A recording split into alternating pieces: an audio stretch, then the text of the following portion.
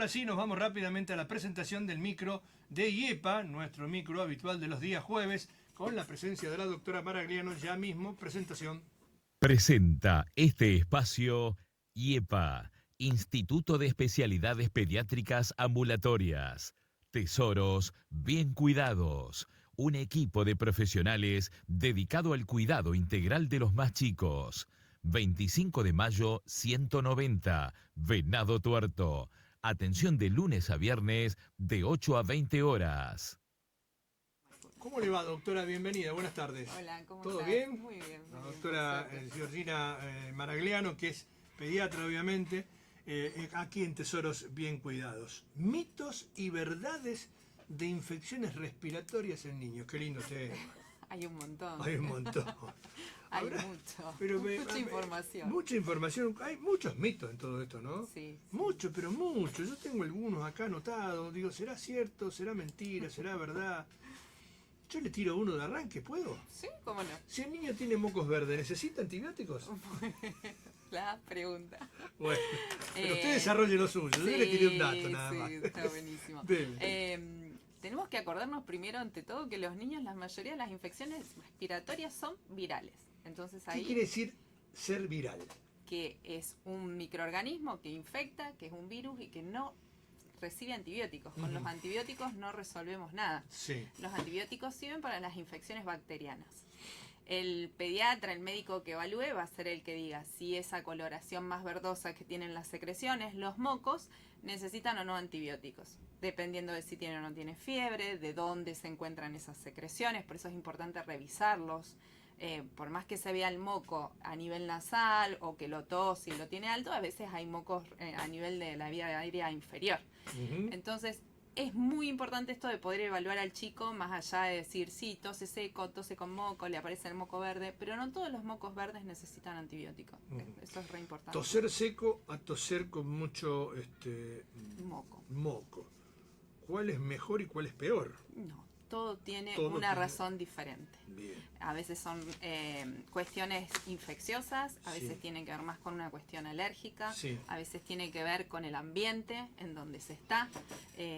Algo muy común es estar en un ambiente cálido, cómodo y salimos a la calle, nos enfrentamos con el frío y hay una forma natural, se genera una mucosidad, una rinitis, el agüita de la nariz cuando salimos a la calle, Sí. nos está protegiendo la vía aérea, justamente. ¿protege? Sí, Mirá cuando vos. uno nota que sale al frío y enseguida se humedece la nariz, tiene que ver con esto de proteger la vía aérea, tanto de los microorganismos que puedan llegar a alojarse, como de que sigamos respirando un aire cálido, húmedo, que nos sea beneficioso a nosotros. Por eso tener rinitis, esa agüita de la nariz, no quiere decir necesariamente estar enfermos, sino que estamos reaccionando a este cambio de temperatura y al frío y nos estamos protegiendo justamente.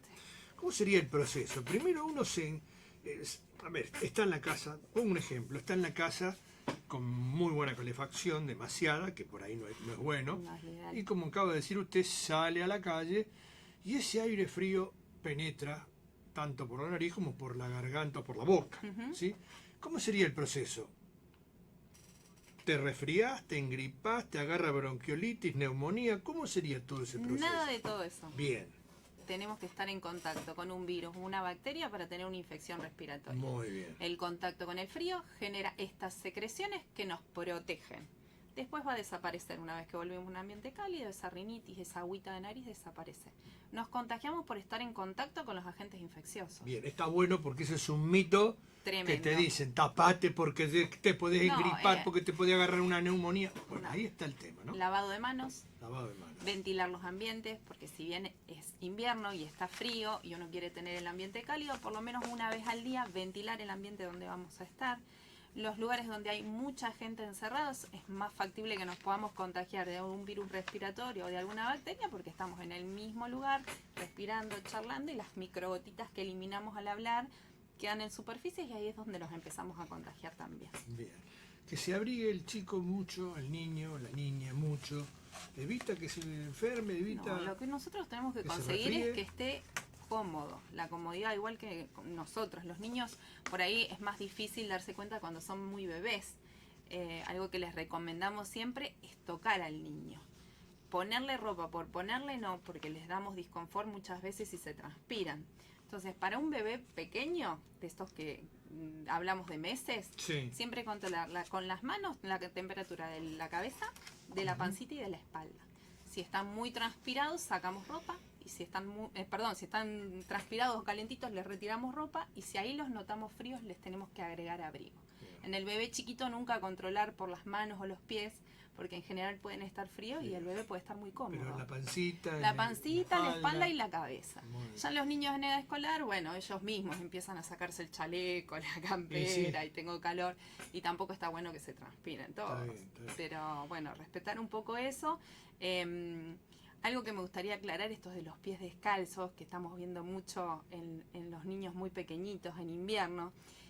Uno como pediatra recomienda que los bebés, los lactantes, estén con los pies descalzos para todo lo que tiene que ver con la estimulación. Ajá. Si nosotros tuviésemos un bebé acá con este ambiente cálido, podría estar descalzo, podría estar sin medias incluso, porque hay muchos receptores en la planta del pie, les ayuda a esto del neurodesarrollo, a poder percibir los espacios. Pero cuando salimos a la calle, pongan unas mediecitas, una mantita, porque el frío tampoco está bueno. Uno lo recomienda en ambientes cálidos, cuando estamos en esto del proceso del juego, del aprendizaje, pero en invierno, una mediecita, una mantita al salir a la calle y después se las volvemos a sacar. Es un mito que porque uno, a pesar de lo que acabo de decir, es un mito que porque uno salga a la calle pueda resfriarse por el frío. Claro, es esto, el resfrío producido por virus no existe. Hay que contagiarse de otra persona. Correcto, está bueno eso. Está muy bien. Y cuando uno aspira ese aire frío en la calle, Hay gente que por ahí es más predispuesta desde una cuestión más alérgica a generar una defensa exagerada, a hacer algún espasmo en la vía respiratoria. Bueno, eso tiene que ver con ¿qué una sería un predisposición. espasmo en la vía respiratoria? Una laringitis es muy común en los chicos, que es cuando las cuerdas vocales, la parte alta de la vía aérea, se cierra y hace un espasmo. Entonces empiezan a toser, la tos de perro o de foca que les decimos nosotros, o así te dice la mamá, tosió toda la noche. Generalmente es a la noche. Bueno, ¿por qué? tiene que ver con esto de los cambios de temperatura, por cómo se acuestan. Nosotros recomendamos que se acuesten semisentados, porque si hay algo de moco, uno se acuesta, cae el moco desde la nariz a la garganta y empezamos a toser, porque la vía respiratoria está protegiendo y queremos eliminarlo. Por eso a veces, bueno, lo digo para mí que no soy un niño, ¿no? Pero a veces cuando uno está así congestionado, dormir medio como sentado es Nos mejor da que estar confort. acostado. Exacto, vamos a Al poder bebé le pasa descansar. lo mismo. Exacto. Correcto. Ellos pueden todavía menos, porque uno como adulto o un niño mayor solo se da cuenta y se sienta levanta. un poco, El bueno, bebé pequeño no. Está bien. Los tenemos que ¿Y ayudar las nosotros. nebulizaciones sirven para este tipo de cosas? Las nebulizaciones sirven si están indicadas y tienen un medicamento que nosotros necesitemos. Sirven para distribuir un medicamento en la vía aérea, Sí. generalmente en la vía aérea superior. Sí. Tienen que estar indicadas. El suero solo por el suero solo va a humidificar y no más que eso. Nada más que eso. No más que eso. Hay un suero en particular que es el suero hipertónico, que a veces es lo que indicamos en los bebés muy chiquititos, que uno no usa demasiados medicamentos. En un ambiente cerrado, donde los padres o están en una reunión y los chicos o la gente que está alrededor de los niños fuman. Bueno, eso es el medio ambiente al que me refería. Nosotros tenemos que tener, más allá de ventilar, cuidar, lavarnos las manos, el ambiente en el que uno respira es fundamental para las infecciones respiratorias y más para aquellos niños que tienen alguna predisposición a estos espasmos, ya sea de la vía aérea superior o los broncoespasmos, el asma.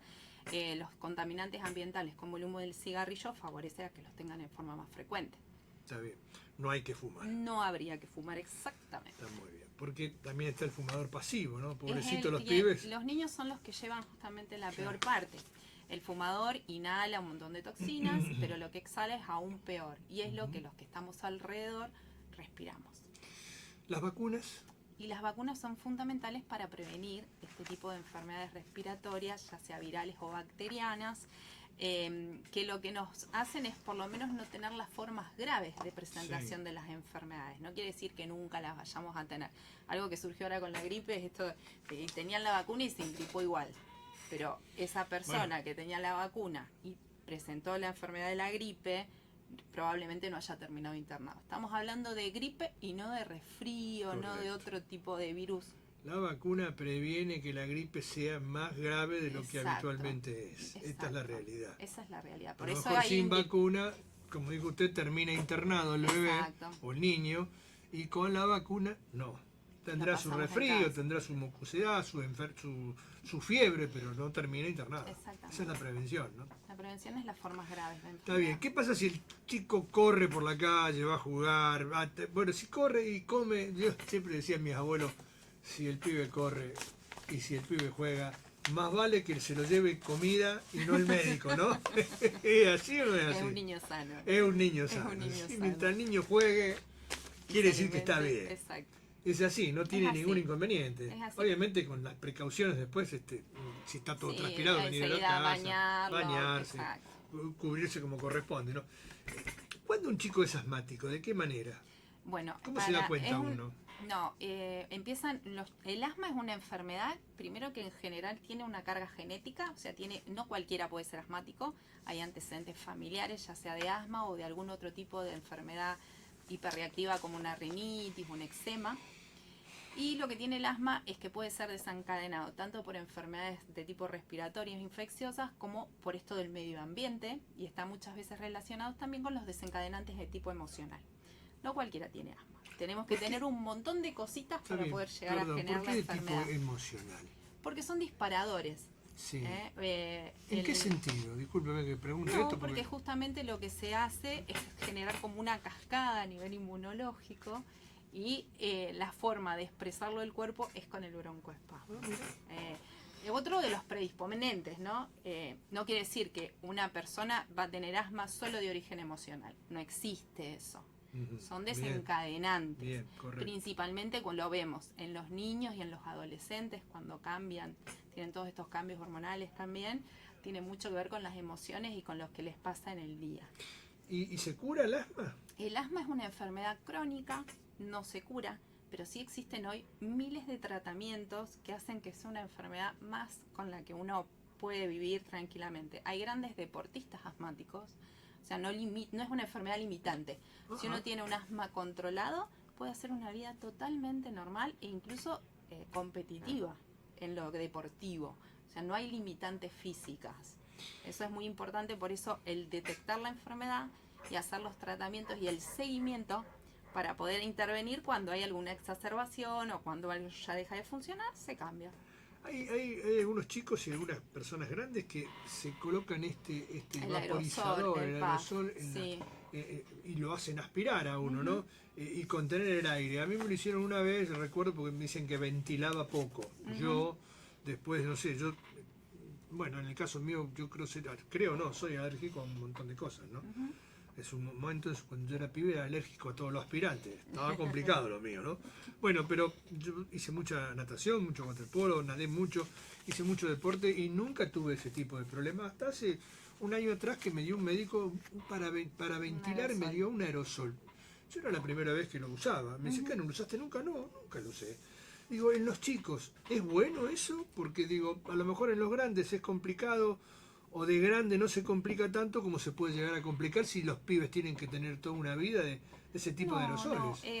Hoy por hoy también hay muchos tipos de aerosol terapia, o sea, se utilizan aquellos aerosoles que tienen la función de mantener la vía aérea desinflamada para evitar las crisis de broncoespasmo, que es lo que agita, disneiza, o sea, agita, mucha tos.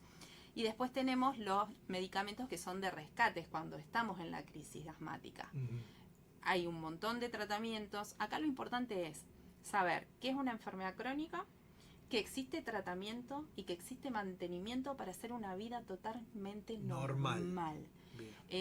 Con lo único que tenemos que tener es el control con el pediatra o el médico clínico en el caso del adulto y un neumonólogo. Siempre a la par, controles periódicos para evaluar si el tratamiento que estamos haciendo preventivo realmente nos sirve para no desencadenar las crisis. Yo recuerdo, doctora, cuando éramos pibes, es asmático, no, jugar al fútbol, no, ir a correr, no, porque no puede respirar. Después te decían, claro, a lo mejor la medicina también avanzó y ayudó a todo esto. Y aprendimos que el hacer deporte aumenta la capacidad respiratoria enseñarles a respirar. Exacto. Esto de salimos a la calle y se nos resfría la nariz y la boca. Si nosotros respiramos bien, no tendría por qué entrar aire frío a través de la boca. Se respira por la a nariz. través de la nariz. Se exhala y se... se inhala y se exhala por la nariz. Exacto. Y es enseñarle desde pequeños, porque en general el asma empieza a edades en la infancia o en la adolescencia, a respirar, y eso también, y el hecho de hacer deporte aumenta mucho la capacidad pulmonar. De una cosa salto a la otra, pero la verdad que está bueno el tema, muy interesante. Estamos hablando con la doctora Georgina Maragliano, que es pediatra, todo ese tipo de cosas respiratorias, ¿no? El niño, la niña, yo le digo el pibe cariñosamente, que respira o que duerme con la boca abierta. Después tenemos el tema de las amígdalas, el tema de las adenoides. ¿Cómo se produce todo eso y en qué momento tiene que operarse de adenoides, operarse de amígdalas? ¿Cómo puede hacer para que el niño cierre la boca y respire por la nariz? Que muchas veces, y no puedo porque tengo la nariz tapada, te dicen. Sí. Bueno, esto tiene que ver con el seguimiento de los chicos desde que son muy pequeños. Hay papás que registran ya desde temprana edad que es un respirador bucal, le decimos nosotros. ¿Sabes que cuando duerme con la boca abierta? Sí. Entonces ahí Y uno se como babea, por lo pediatra, general. claro, ahí es uno como pediatra que tiene que evaluar si hay una disminución del tono a veces, o sea, como que no tienen suficiente fuerza para mantener la boquita cerrada, si usaron mucho chupete, si usaron mucho mamadera, si hay algún problema a nivel de la lengua. Entonces uno empieza a estudiar. A veces son respiradores bucales solo porque hay que enseñarles a cerrar la boca y uno previene un montón de cosas. Y a veces hay que tener como un poco más de intervención. Hay un médico especialista que es el otorrinolaringólogo, que es el que se va a ocupar de ver si estas amígdalas, tanto las amígdalas faríngeas como la adenoides, la que está atrás de la nariz, es necesario hacer una cirugía o no. También depende del crecimiento y de la edad del niño. Tenemos que tener en cuenta que desde que nacen hasta los 4 años esas amígdalas crecen. Son parte del sistema inmunológico y están creciendo y desarrollándose porque están actuando ante todos estos virus y bacterias que se les van presentando. No siempre es No para siempre operar. se operan. Y por eso uno los espera generalmente, porque después involucionan y se achican, se hacen cada vez más chiquititas. ¿Y a qué edad se opera? Esto es una pregunta mía personal, no sí fue puedo. para mí, fue por mí. ¿A qué edad se operan las amígdalas? Las adenoides. Sí, es otro tipo de amígdalas, son Sí. dos. Lo ideal es siempre que sea de niños. Son cirugías mucho más sencillas, con más rápida recuperación. ¿Y hasta qué edad? Cuando llegamos a adultos, se evalúa esto de si se hacen apneas del sueño, si tienen dificultades nocturnas. Sí. Las cirugías en los adultos en general son más dolorosas, con más sangrado, pero si hay que hacerlas igual. Yo me operé de adenoides, obviamente, de muy pibe, alrededor de 10 años, 10 o 11 años. Y de amígdalas a los 18. No fue la mejor experiencia. No te puedo explicar, en el caso mío sí te puedo explicar. Yo, nosotros al jugar waterpolo, ser nadador y todo lo demás, en pleno invierno, por más que estábamos oxigenados y todo lo demás dentro de una pileta climatizada, bueno, nos bañábamos en los vestuarios, salíamos a la calle. Ese frío en la cabeza en pleno invierno, yo cada 15, 20 días tenía un ataque de amígdalas. Venían las amígdalas así, pero verdes se me ponían, o blancas, ¿sí? Hasta que un día no aguanté más y fui un día al médico, estamos hablando hace muchos años, y me dijo, bueno, ya tenés 18 años, ¿querés que te las corte? Y bueno, ¿y con quién viniste? Yo vine con mis primas. Bueno, llamá a tu madre y preguntá si se puede hablar. Y llamé a mi vieja y le digo, ¿me dejaba operar de amígdalas? Yo, bastante grandote, ¿no? Hoy los pibes no te preguntan, pero... Y me operaron, pero no tuve ningún inconveniente. Al contrario, para mí fue 24 horas, casi 48, de tomar helado todo el día. Estuvo fantástico, pero bueno. Buenísimo, es la Pero experiencia de los hay chicos que tienen que operar de amígdalas mucho antes, ¿no? Sí, lo ideal es antes. Lo ideal es antes, porque ahí nos ahorramos todo el problema fonoaudiológico, esto de reeducar para respirar, reeducar para hablar, Sí. para el posicionamiento de la lengua. Y bueno, y realmente en eso hay niños en particular que los favorece porque tienen menos infecciones Ajá. en la vía superior. Bueno, interesante el tema. Tendríamos para seguir charlando, ¿no? Seguimos. Hay para seguir charlando. Creo que fue uno de los temas más extensos que hemos tocado con un profesional de IEPA aquí, no por nada en especial los otros profesionales, sino porque realmente estamos en un momento muy clave de todo este tipo de enfermedades y todo este tipo de síntomas, ¿no? Creo creo, por la información que tenemos, que ha bajado un poco el tema de la intensidad en el sanatorio, ¿no? En todas Y las me imagino consultas ustedes en las consultas pediátricas disminuyó, también. sí, el pico ya pasó de lo que tiene que ver con gripe, con influenza.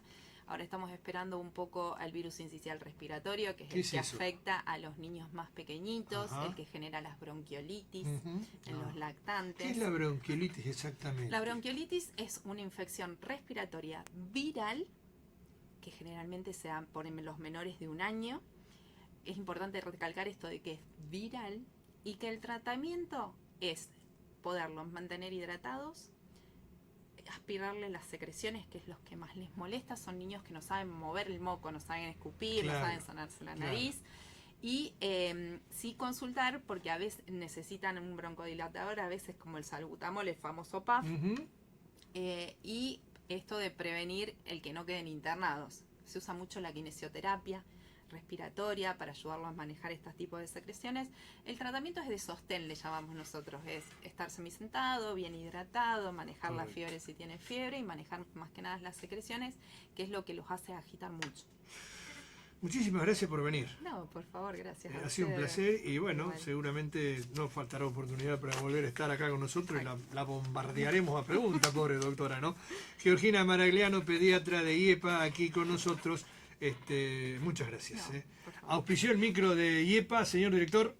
Presentó este espacio IEPA, Instituto de Especialidades Pediátricas Ambulatorias. Tesoros bien cuidados. Un equipo de profesionales dedicado al cuidado integral de los más chicos.